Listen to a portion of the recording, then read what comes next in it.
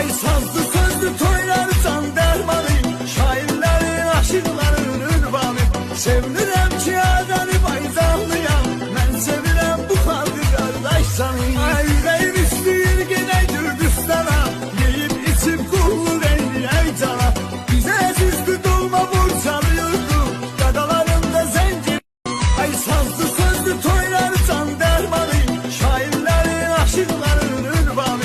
Sevinirem ki adani